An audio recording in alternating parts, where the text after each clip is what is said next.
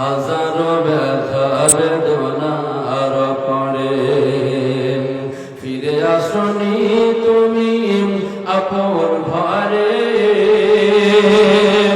দিনের আলো তুমি ছড়িয়ে দিতে চলে গেলে মদিনায় মক্কা ছেড়ে।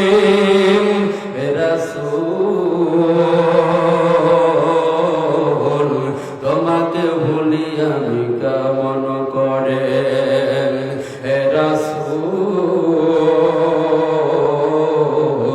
তোমাকে ভুলি আমি কেমন করে।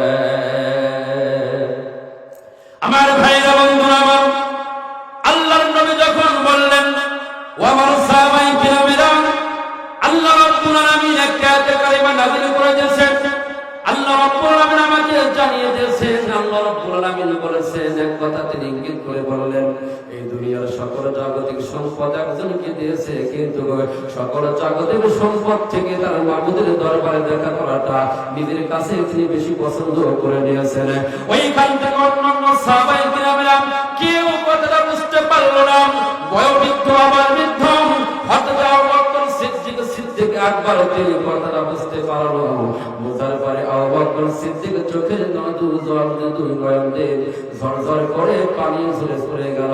আবু বকর কান্নাকাটি ছড়া শুরু করে দিল। অন্যান্য সাহাবায়ে কিরামেরা বলল, ভাই আবু বকর আপনি কেন কাঁদেন?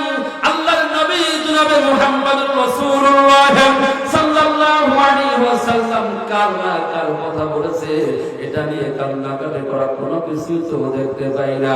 আল্লাহর নবীর সাহাবী আবু বকর বলল, ভাই তোমরা জানো না, তার মানে হলো আমার বিশ্ব নবী জনাবে মুহাম্মদুর রাসূলুল্লাহ সাল্লাল্লাহু আলাইহি ওয়াসাল্লাম আর দুনিয়ার বুকে থাকবে না বিধায় এই কথাটাই তিনি ইঙ্গিত করে বলেছেন। তার মানে হলো আল্লাহ রাব্বুল আলামিন তার হাবিব বিশ্ব নবী জনাবে মুহাম্মদুর রাসূলুল্লাহ সাল্লাল্লাহু আলাইহি ওয়াসাল্লামকে এই দুনিয়ার জাগতিক সম্পদ দান করেছিল, কিন্তু আল্লাহর নবী আমার জাগতিক সম্পদটা ফেলে রেখে আমার মাবুদের সঙ্গে তার মানে হলো আল্লাহর সঙ্গে দেখা করাটা বেশি জরুরি মনে করে নিয়েছে। এর মানেই হলো আল্লাহর নবী আর দুনিয়াতে বেশি দিন থাকবে না, সেটাই তিনি ইঙ্গিত করে আমাদেরকে বলে দিয়েছেন। জোরে বলেন মারহাবা। সাহাবায়ে কিরাম এইবার বলল, ভাই আবু বকর এটা তো আমরা বুঝতে পারি নাই।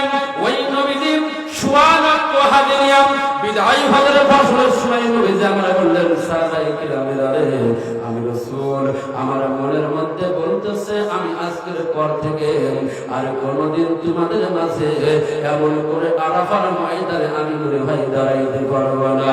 নবী আমার এই কথাটা যখন বলল, সাহাবায়ে কিরামেরা কান্নাকাটি করা শুরু করে দিল। আল্লাহর নবী আমার বললেন, সাহাবায়ে কিরামেরা তোমরা শোনো, তোমরা শোনো রে, একটা কথা তোমাদের কাছে বলে। সাহাবায়ে কিরামেরা তোমরা বলো তো দেখি, আমি বিশ্ব নবী জনাবে মুহাম্মদুর রাসূলুল্লাহ আমি কি তোমাদের মাঝে কালিমার দাওয়াতটা ঠিক মতন দিতে পেরেছে কিনা? ওই দিনকে সুবহানাল্লাহ হাজি এক বাক্যে বলেছিলেন, নাআম ইয়া রাসূলুল্লাহ ইয়া হাবিবাল্লাহ, হুজুর গো আপনি কালিমার দাওয়াতটা ইসলামের পতাকাটা আমাদের মাঝে পুঙ্খানুপুঙ্খ ভাবে তিনি দিয়েছেন। আল্লাহর নবী আমার চোখের জলে চোখের নয়ন দিয়ে জলটা যখন ভাসিয়ে দিল, চোখ দিয়ে দর দর দর করে পানি বের হয়ে গেল। আল্লাহর নবী বিশ্ব নবী জনাবে মুহাম্মদুর রাসূলুল্লাহ সাল্লাল্লাহু আলাইহি ওয়াসাল্লাম তখনই আল্লাহর দরবারে হাত উঠায়ে দোয়া করলেন। নবী আমার টের পেয়ে গেলেন, হয়তো আমার কোনদিনই বিদায় হজ তো আমার আজকেই বিদায় হল, আজকেই তো আমার শেষ হল, আমি আর কোনদিন আরাফার ময়দানে আসতে পারবো না।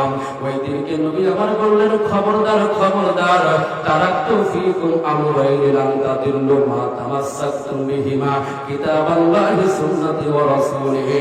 এ উম্মতে মুহাম্মাদী, তোমরা কখনো কখনো এই কোরআনটা ছাড়বা না। যখনই তোমরা কোরআনটা ছেড়ে দিবা, তোমরা বিপদে পড়বা, তখনই দুনিয়ার ইহুদি নাসারা তোমাদের পিঠের উপরে লাঠি ভাঙবে। আর কোরআন যখন ধরে রাখতে পারবা, ততদিন পর্যন্ত ইহুদি নাসারা তোমাদের গায়ের কাছেও আসতে পারবে না। জোরে বলা যাবে নাকি মারহাবা? লিল্লাহি তাকবীর, লিল্লাহি